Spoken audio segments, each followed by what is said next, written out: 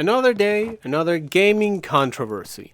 What is it this time? Well, the studio behind the game Ready or Not is gearing up for their console release, and in order to appeal to a broader audience, they are making way with some of the more controversial parts of the game. The list includes dismemberment. Now, enemies will not be able to be dismembered once they enter a dead state. Nudity, some characters will be covered up a little bit. And explicit representations of violence against children. There is apparently a child NPC that convulses, and his animation has been changed to one resembling sleep rather than convulsions. Now, according to Void's Interactive own announcement, the changes are so minimal that most people wouldn't notice them if they had not announced them in a devlog. So, what is the problem here? Why are people so upset about what seems rather benign or harmless changes? And if you ask me personally, the problem hinges on the way that the game garnered notoriety in the first place. Once the game got announced and the development team announced that they would not shy away from real-life law enforcement situations, with a statement from which I extract the next quote. Void Interactive has a clear commitment to deliver high-quality, impactful content that other mainstream software developers may shy away from due to cultural conventions and norms. At Void Interactive, we value the voice of our customers and partners, and whilst this will not dictate our direction, we will allow it to smartly influence what we do. At its core, the game honors the work of dedicated law enforcement officers across the world and in no way intends to glorify cowardly criminal acts. We are dedicated to promoting a level of authenticity and realism in our video game, Ready or Not, that carries with it a subject difficult matter. We understand that this requires a certain responsibility to our fans and community, yes, but also to those who have been impacted by the traumatic events law enforcement too often responds to.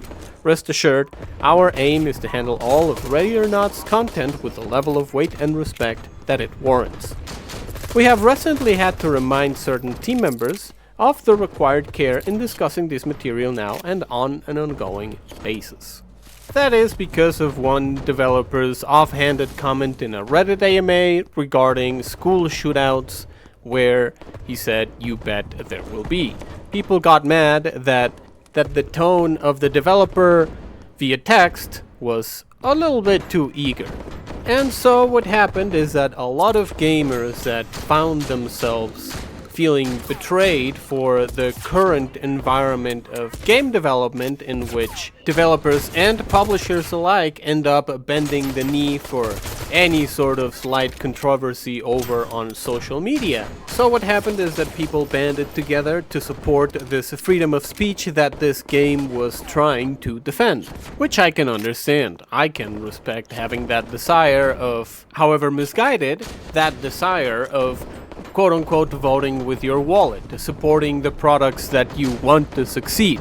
But then what happened is that some people got overly attached to that idea of the game defending freedom of speech.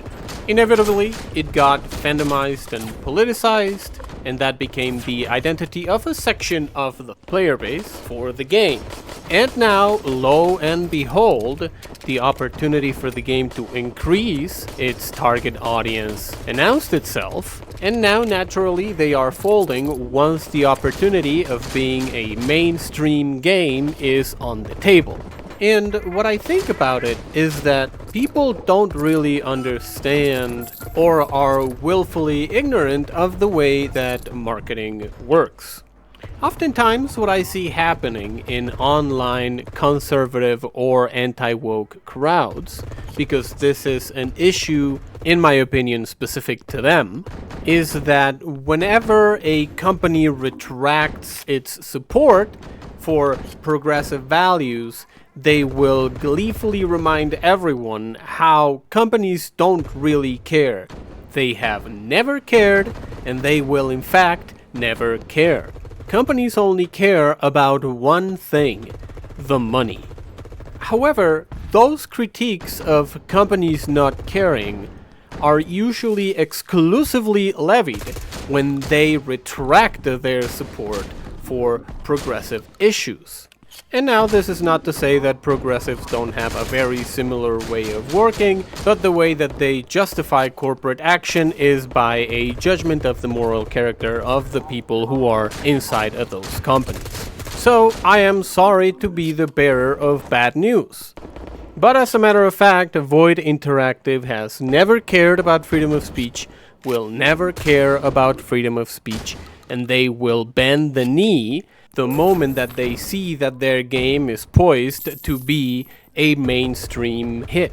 And naturally, because maintaining one version of a program is a lot cheaper than maintaining two versions of the program, that means that PC gamers will, whether they like it or not, have to bend the knee. That's it. That's my piece. I think that they are justified in their anger, but it's not gonna change anything. As I record this, the game is being review bombed over on Steam, but I don't think that it is gonna make any change or any difference whatsoever, because the game is not in an already position of extreme success, like was the case for Helldivers 2. Anyways, that's gonna be it for the video. Thank you very much for watching up to this point. And let me know what you think in the comment section down below.